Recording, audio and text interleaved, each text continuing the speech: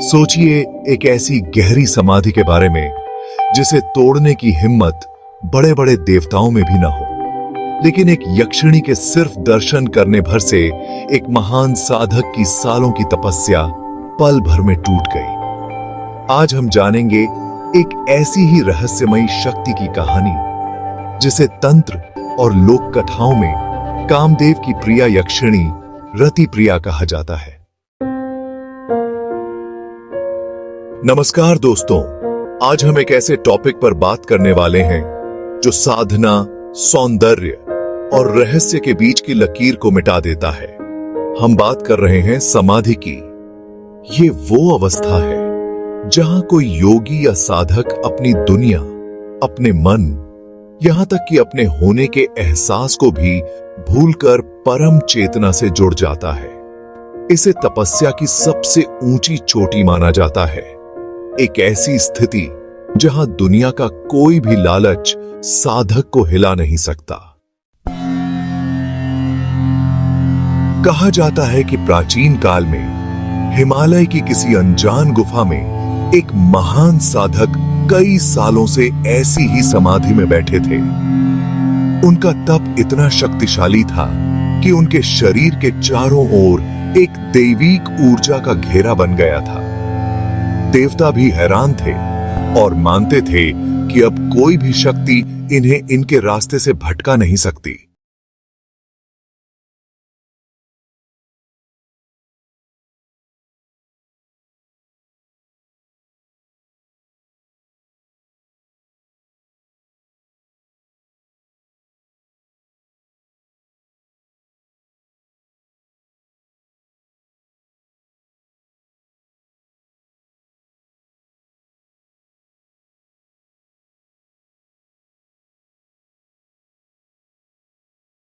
पवित्र पेड़ों, नदियों या पहाड़ों पर रहती हैं। यूं तो कई यक्षिणियां हैं, पर कुछ लोक परंपराओं और तंत्र साधना में एक यक्षिणी का जिक्र खास तौर पर होता है जिसका सौंदर्य और आकर्षण सबसे अनोखा माना जाता है। उनका नाम है रति प्रिया यक्षिणी। जैसा नाम से ही लगता है, इन्हें प्रेम के देवता कामदेव की प्रिय माना जाता है। हालांकि बड़े शास्त्रों या पुराणों में इनका सीधा जिक्र नहीं मिलता, पर तंत्र जगत में ये मान्यता है कि इनकी ऊर्जा में प्रेम और आकर्षण का ऐसा संगम है कि बड़े बड़े तपस्वी भी इनके असर से बच नहीं पाते। तो वापस आते हैं उस महान साधक की कहानी पर जो अपनी समाधि में स्थिर बैठे थे। वक्त बीत रहा था, मौसम बदल रहे थे, पर साधक का ध्यान अटूट था। लेकिन फिर एक रात उस शांत माहौल में कुछ अजीब होने लगा। गुफा के पास के सूखे पेड़ों पर अचानक कलियां खिल उठीं। हवा में एक नशीली खुशबू फैल गई, ऐसी खुशबू जो दुनिया के किसी फूल की नहीं हो सकती थी। दूर से घुंघरुओं की एक धीमी मीठी आवाज सुनाई देने लगी जो धीरे धीरे करीब आ रही थी। ये सब किसी दिव्य शक्ति के आने के संकेत थे। और फिर उस गुफा के मुहाने पर एक तेज रोशनी उभरी। उस रोशनी के बीच से एक आकृति ने आकार लिया। वो रति प्रिया यक्षिणी थी। उन्हें शब्दों में बयां करना मुश्किल है। उनका शरीर सोने की तरह चमक रहा था और उनके चारों ओर ऐसी रोशनी थी जैसे हजारों चांद एक साथ निकल आए हों। उन्होंने लाल रंग के कपड़े पहने थे और उनका पूरा शरीर गहनों से सजा था, पर उनकी असली ताकत उनकी आंखों में थी। उन आंखों में जैसे ब्रह्मांड का सारा आकर्षण, सारा प्यार और सारा रहस्य भरा हुआ था। यक्षिणी ने एक शब्द भी नहीं कहा। उन्होंने बस चुपचाप उस समाधि में लीन साधक की तरफ देखा। उनका देखना भर था कि एक ऊर्जा की लहर साधक के आभा मंडल से जा टकराई। साधक जो सालों से बाहरी दुनिया से अनजान थे, उनके मन के अंदर एक हलचल मच गई। उनकी चेतना जो शून्य में खोई हुई थी, अचानक एक तेज खिंचाव से वापस खिंच गई और बस एक पल में साधक ने अपनी आंखें खोल दी। उनकी सालों की समाधि, दशकों की तपस्या एक ही झटके में भंग हो चुकी थी। उनकी आंखों के सामने रति प्रिया यक्षिणी खड़ी थी, जिनकी सुंदरता किसी भी कल्पना से परे थी।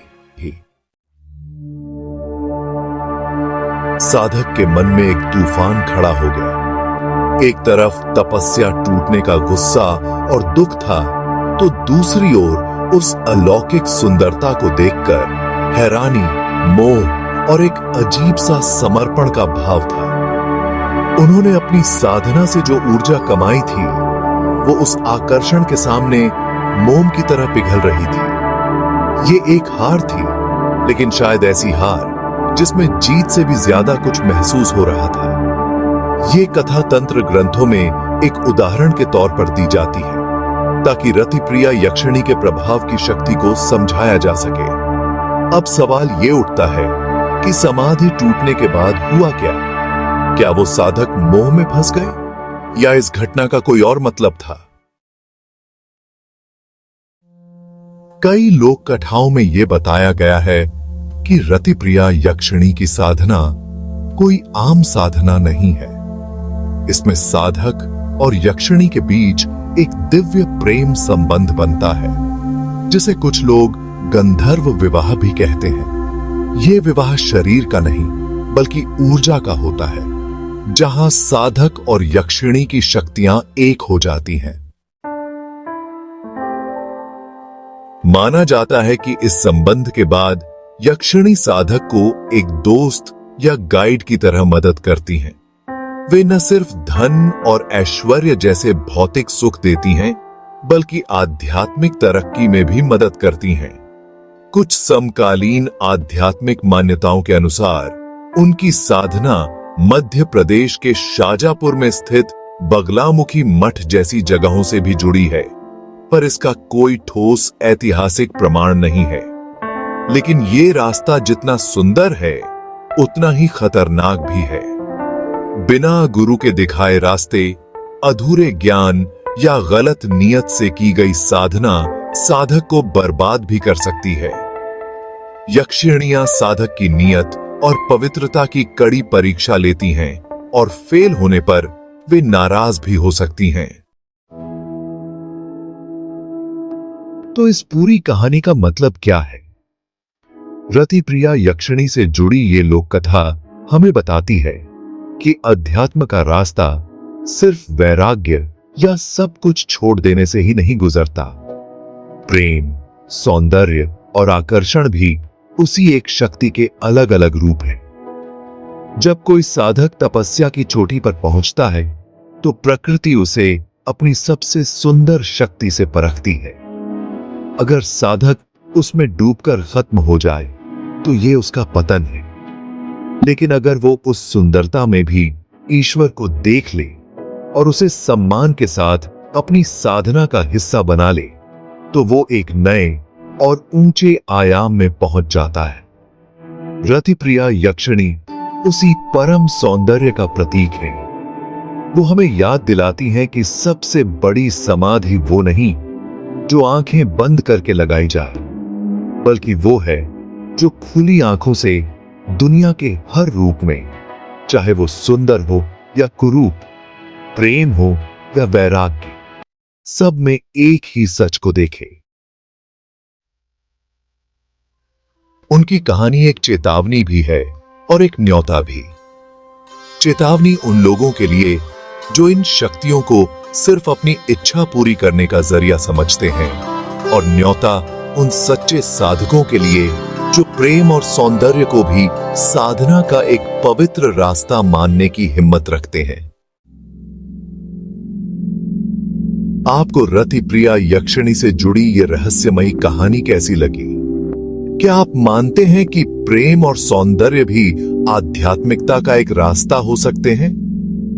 अपने विचार हमें कमेंट्स में जरूर बताएं। अगर आपको यह वीडियो अच्छा लगा और आप ऐसी ही रहस्यमयी और पौराणिक कहानियों में दिलचस्पी रखते हैं, तो हमारे चैनल को सब्सक्राइब करना न भूलें और इस वीडियो को लाइक और शेयर जरूर करें। हम जल्द ही मिलेंगे एक और अनसुने रहस्य के साथ। तब तक खोजते रहिए। धन्यवाद।